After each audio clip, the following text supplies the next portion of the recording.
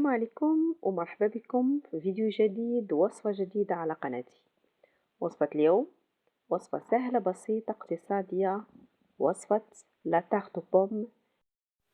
بالنسبه للمقادير اللي غادي نحتاجوها اليوم، غادي نحتاجو 3 البيضات 3 زو، كاس ديال الزيت 1 فيغ دويل، كاس ديال سكر سمول ديال السكر، 3 المعالق كبار ديال الخل، 3 غروند كويير ا سوب دو فينيغر، زيست دو سيترون، قشره ديال الحامضه، خماره كبيره وحده ديال 14 غرام.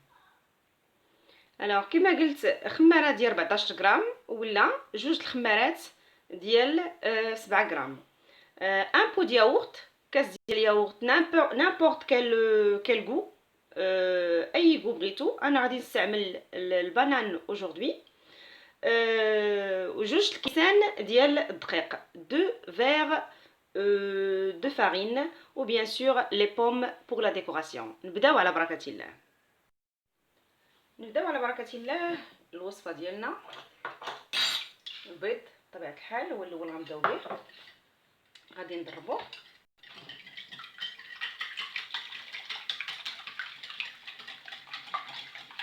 اول حاجه البيض، نتبعوه بالسكر. بالنسبه للناس اللي بغاو يخدموا البلاندر، الكاس ديال العصير، ما كاين حتى شي مشكل، يقدروا يخدموه. فوالا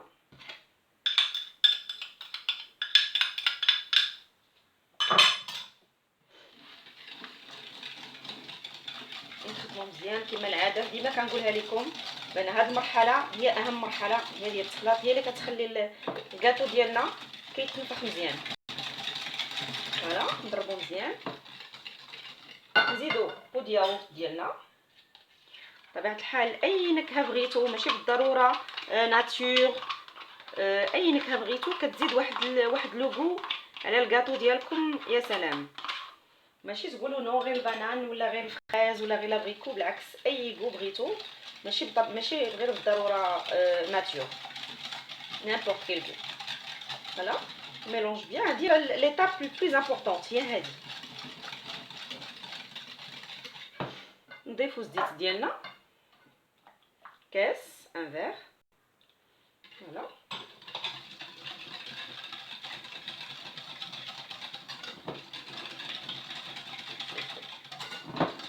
نضيفو لو زيست ديالنا.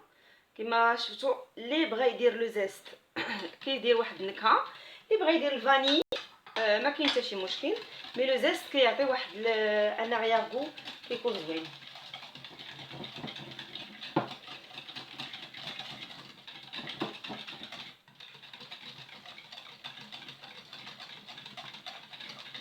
نضيفو الفينيغر ديالنا.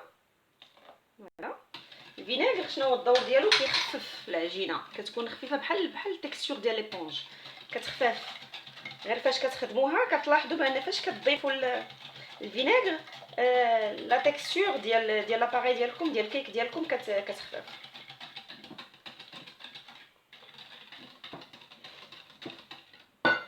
نضيفوا لا فارين ou la levure. فوالا بطبيعه الحال على دي زيتاب، ماشي مره واحده.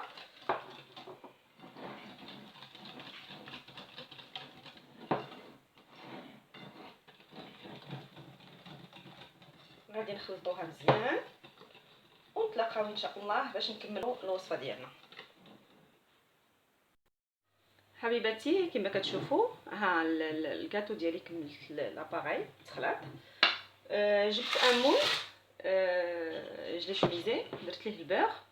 وبالنسبه اللي كيفضل يدير لافارين يديرها، ماشي مشكله. انا كنكتفي غير بالزبده، وانتم اللي كتعرفوا لي مول ديالكم. غادي ندير الكاطو ديالي في المول بحال هذا الشكل، نحطو كامل. بطبيعه الحال لا للضياع، ندوزو البلون بي. فوالا نحيدو كلشي، ميمكنش لينا نلوحو هادشي كامل بطبيعه الحال. فوالا.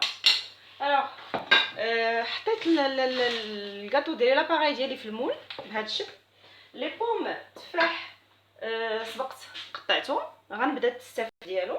بطبيعه الحال كيرجع لكم الذوق في التستاف، يعني مساله تزين قلتها ونعاودها ونعاودها، مساله اذواق. بطبيعه الحال انا مع التزيين كعلاقتي باللغه الهولنديه ما كنفهم فيها والو.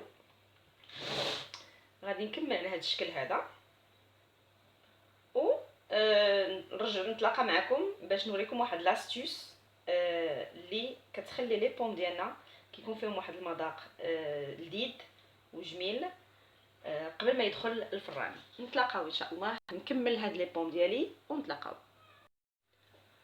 بالنسبه لاستيوس اللي قلت لكم غادي نقول لكم عليها هي هذه. الوغ كنزيدو سكر سكر ولا راجوت سور لي بوم ديجا كوبي. هاد الغاجو ديال السكر كيعطي واحد لا تيكستور زوينه لي بوم، ما كيتحرقوش، سا سكاراميليز ولكن كيطيبوا او ميم طون، كتكون عندهم واحد لاغيار غو كاراميليزي زوين لذيذ بزاف. فوالا. بطبيعه الحال على حسب الذوق ديال الناس، اللي بغا يزيد السكر يزيدو، يعني سي با اوبليجي، مي هذه هي لاستيوس باش كيكون الكاطو لذيذ. يعني واخا كطلع لا باغاي على لي بوم كيبقاو لي بوم المذاق ديالهم زوين. وبطبيعه الحال كنضيفوا شويه ديال الزبده طريفات فوق لي بوم باش هذاك السكر ما كيتحرقش لينا، والبور فاش كتذوب كتعطي واحد لوغو اللي قلت لكم كاراميليزي كيكون لذيذ. كنضيفوه من الفوق بحال هكذايا، يعني طريفات فاش كتذوب الزبده راه سا ستروباج على الكاطو كله. نتمنى تجربوا هذه الوصفه هذه لانها كتجي لذيذه بزاف، والحمد لله اللي كيذوقها عندي كتعجبو. فوالا.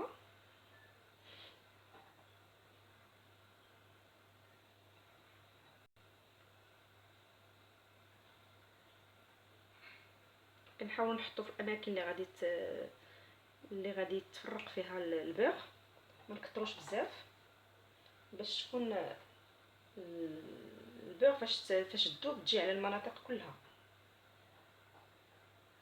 فوالا بهذه الطريقه هذه. غادي ندخل الكاطو ديالي الكيك ديالي للفوغ يطيب، وان شاء الله نتلاقاو في طبق التقديم. بالنسبه للفران بطبيعه الحال مسخن عند درجه الحراره ديال 200 دوغري لو فور، و on met la température ديال لا كويسون 180 دوغري غير من التحت، جوست لو با ديال لو فور. الفوق نطفيوه حتى تطلع الكيك ديالنا مزيان، وغادي تشوفوا الا كانت محتاجه بانك تشعل عليها الفوق با بروبليم. الا كنتي طابت لك ديجا، لان فاش كطيب هذاك لو سكر دغيا كيطيب ما كتحتاج طيبها من الفوق بزاف. ان شاء الله اسمحوا لي ان شاء الله نتلاقاو في طبق التقديم ولهلا يحجمنا. حبيباتي كما كتشوفوا الكاطو ديالي ها هو صار جاهز. كما كتشوفوا السمك ديالو كيجي من فوق وطالع مزيان، وحتى المنظر ديالو يا سلام. نتمنى تجربوا هذه الوصفه وتنال الاستحسان ديالكم، وتقولوا لي في لي كومونتير كيفاش جاتكم، وعلاش لا تصيفطوا لي لي فوتو كالعاده. على هذا غنقول لكم تبارك الله عليكم، كنحماق عليكم، كنبغيكم. ا تري بيانتو.